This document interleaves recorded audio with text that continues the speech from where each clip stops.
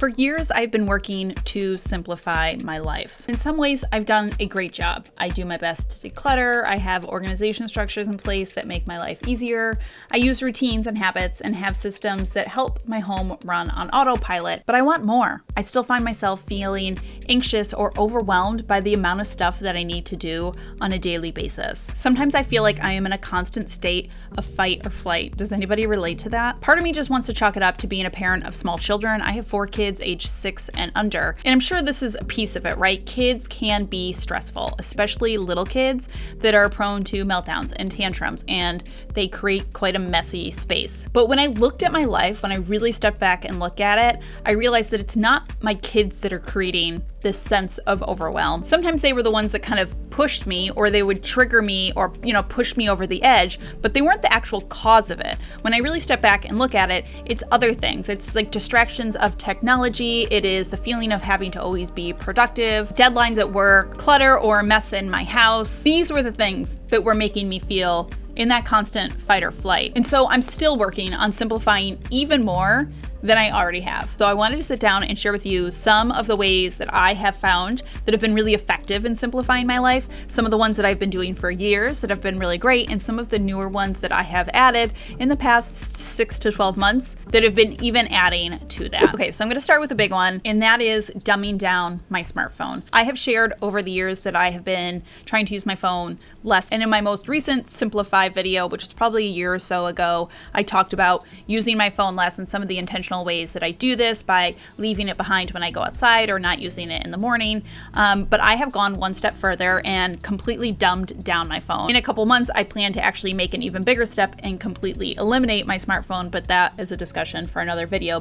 So you can see here, this is my home screen. These are all of the apps that I have on my phone. There is no social media, there's no productivity app of all the other Instacart shopping apps, Amazon, like none of it. My clock, my calendar that I don't even use, the teleprompter that I use for videos, voice messages, my phones, maps. I still have Gmail. I feel like this is the last one that I should probably get rid of. And then I have these few apps right at the bottom here that are the only ones that I haven't officially figured out how to do without my smartphone. And it is the app for my kids' school, the app that controls my kids, the sound machines that we use. And then there is a folder here of iPhone apps. And I call it this because these are all the apps that iPhone they won't let me delete off of my phone. Like if I try to delete this one, it says that like I have to unpair my watch, but then if I try to unpair my watch, it doesn't let me. This was obviously sort of dramatic sort of change, right? To get rid of all of this stuff. My husband switched to a dumb phone maybe like 2 years ago or so, and I remember saying to him, I wish that I could do that, but because of my job, I can't. And the more I thought about it, the more annoyed I was that I had to have the smartphone that was constantly taking my time, taking my attention, distracting me. I found that even when I was really good about using it, it still was a time suck. I was still finding myself picking it up when I didn't need it. And so I challenged myself to just like get rid of everything off of it. And I found that I can do 95% of what I need to do from my desktop computer. And that is not nearly as distracting or addicting as a smartphone is, because it's when I come and I sit down at my desk and I'm like actively doing work as opposed to just mindlessly scrolling. And it has drastically simplified my life in so many ways. And I'm going to talk about it way more in another video, but I wanted to bring it up in this one. Number 2 is meal planning. I got really good about meal planning a couple of years ago, and this is essentially when I will plan my meals for the entire week. And this simplifies my life in so many ways because I don't need to think about what we're eating. I spend a little time, usually on a Friday or a Saturday, deciding the meals for the week. Then I can just schedule out all of the groceries, which now I can just do all from my desktop. It doesn't need to be on my phone. I can schedule all the groceries. I get my groceries usually delivered on Mondays, and then it kind of takes that off my plate. Like, do I still have to cook it? I do, but I don't have to think about it. It's never a Tuesday at 4 o'clock and I don't know what's for dinner, because I take a little bit of time on the weekend to ensure that that is done, and it just makes the week so much easier. Next up is owning things that are easier to maintain. The other day I was chatting with a mom at school pickup, and I was wearing a dress. It was one of my favorite Amazon dress finds, and she mentioned that she had it in her shopping cart because I had shared it on Instagram and she had seen it. And I was like, oh, you have to get it. It's so great. Like, you can literally just throw it in the wash and then, it's good to go. And she was like, oh, do you just hang it up to dry? And I was like, oh, no, girl. I don't buy something that needs to be hung up to dry, okay? I do not own a single piece of clothing that requires any special steps. If it needs to be dry cleaned, if it needs to be like washed on cold water only, if it can only be hung to dry, I just don't buy them because that is just extra steps in my life that I can't handle in this season of my life. This also goes the same for my kitchen. If a product is like hand wash only, then like I'm not about that. If it says it can't go in the dishwasher, I'm like, I don't know, let's try and see, you know? I think quite critically and specifically about the items that I am buying before I buy them, and I think about the maintenance of those items. Everything from clothing to kitchen items to furniture. Another really good example that I talked about in a recent video is my wet dry vac that vacuums and mops all in once. And for so long, I had convinced myself that this product was so much easier because it was vacuuming, it was mopping, it was doing everything at once. But once I really stepped back and thought about it, actually maintaining this product was a lot of work. It was hard to clean it. You had to clean it almost every night or it would get gross and dirty in there. You had to take all the pieces apart and they had to air dry, and really stepped back and thought about it. I was like, the amount of time that it's saving me in like mopping and vacuuming at the same time is getting basically canceled out by how hard it is to maintain this product. I just really try to eliminate products in my life that take too long to maintain. Next up, stop doing things because it is the proper way to do it, or it's the way that other people are doing it. Okay, so for one, I've shared this in the past a couple years ago. After I had my third child, I stopped folding my kids' clothes. They just go into the drawers, okay? Because one, folding kids' clothes is time consuming. It's a lot of clothes. Two, my kids are just gonna rifle through the drawer looking for their favorite t-shirt anyways. So like, why would I spend the time folding them? It saves me so much time to be able to go just straight from the dryer into the kids' drawers. You know, I sort by category and then I don't have to fold, and it saves me time, even though folding is the proper thing to do with your kids' clothes. Another thing I do, we don't have a top sheet on our bed. I don't know, what's the point? I don't really see the point. It's just like another thing to have to put together when you're making the bed, another thing to wash, so I don't do it. I don't have throw rugs in some of our bathrooms. I don't have a throw rug in our kitchen. I don't, because I have to clean my floors so many times a day. That is just another obstacle for me to have to like pick up. It's another thing to wash, another thing to move. I give myself permission to be like, other people do that. That's like the normal way to do things.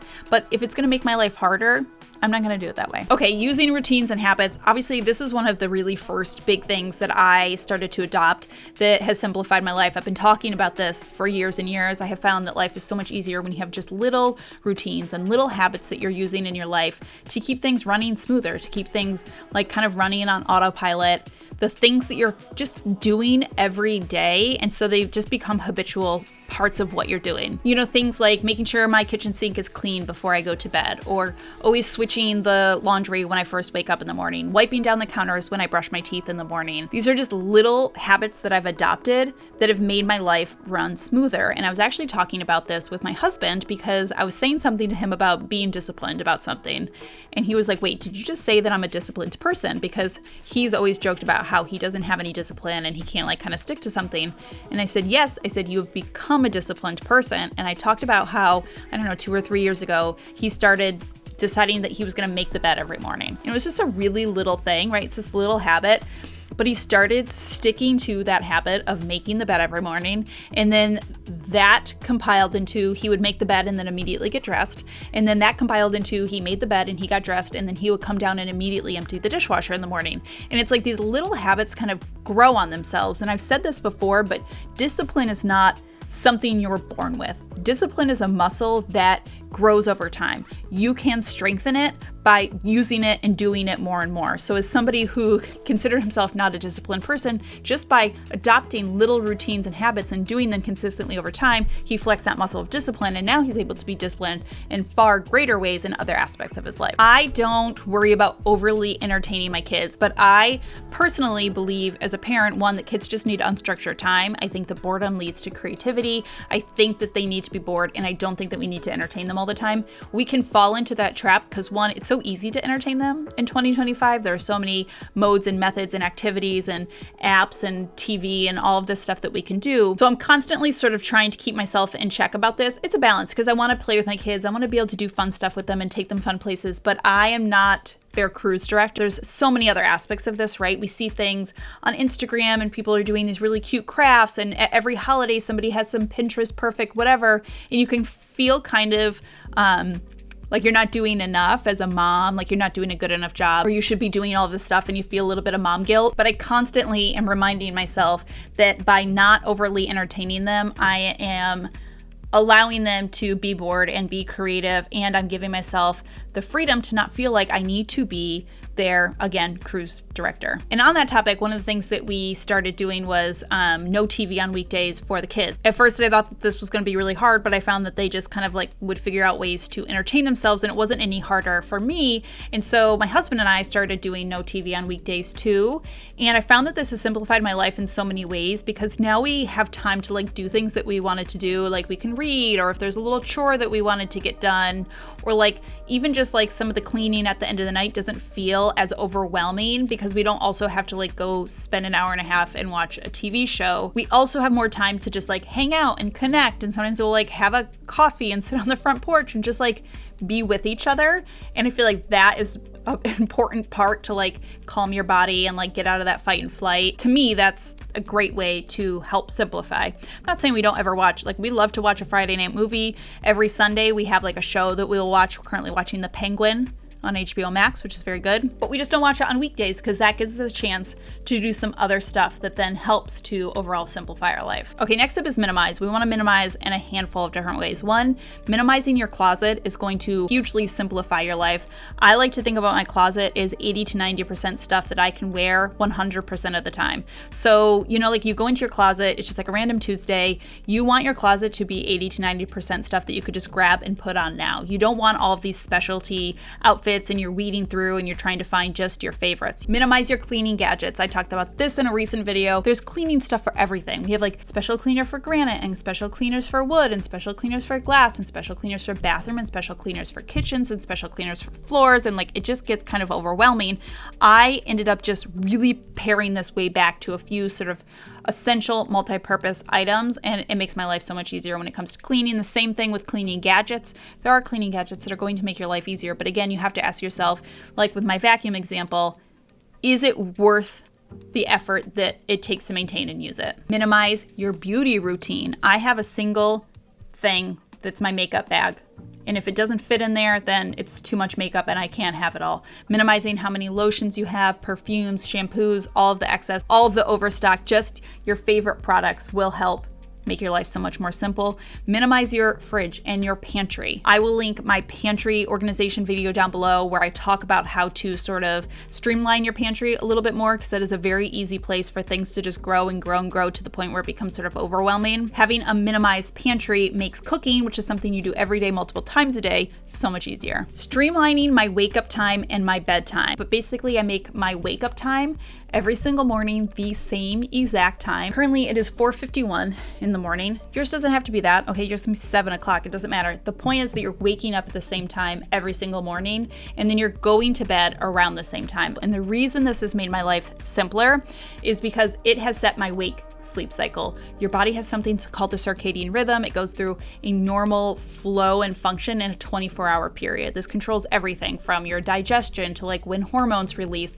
and it impacts your wake sleep cycle. Some of those hormones would be things like cortisol, which wakes you up in the morning, and melatonin when it's time to go to bed at night. By being really consistent about my wake time and my bedtime, my body is in a really good natural circadian rhythm. And so when it's bedtime, my body is naturally tired. I don't sit there like trying to fall asleep. It is much easier for my body to wake up at its wake up time because that is the time that it is used to waking up. I know this isn't for everybody, but this has simplified my life so much. I will link an ebook down below that I wrote if you're interested in doing this, all about how I kind of did this and how I streamlined it and how I was able to become sort of a morning person in a really easy way. Okay, my very last one that I will leave you with is I have learned how to just try to slow down and be at home more.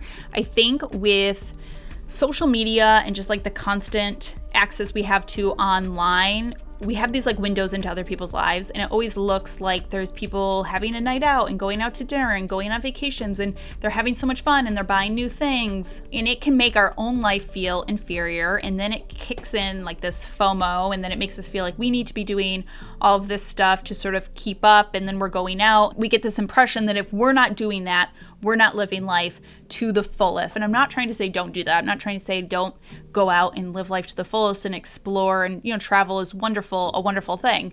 But being intentional about just letting yourself be at home and let that be okay, and just have a day where maybe you're not doing something. I talked about this a little bit when it came to my kids, but I mean the same for us as people too. You will find that you will start to sort of adapt to that slowness. You might find that you have more time for reading, or you might go for a walk, or you might find that you just are more present and enjoying those sort of small little moments in your life more than if you were constantly packing it to the brim all of the time. I think I said it at the beginning of the video, but part of why I think that I find myself constantly sort of feeling overwhelmed, definitely one of them is this constant feeling of needing to be on and needing to be going. And so by allowing myself to sort of turn that part off has helped my life feel so much just easier and more simple. All right, my friends, that does it for this video. As always, thank you so much for stopping by and watching. I hope you're having a fantastic day. I hope this video maybe inspired you at least one place that maybe you could simplify a little bit as well. And I will see you all in my next video.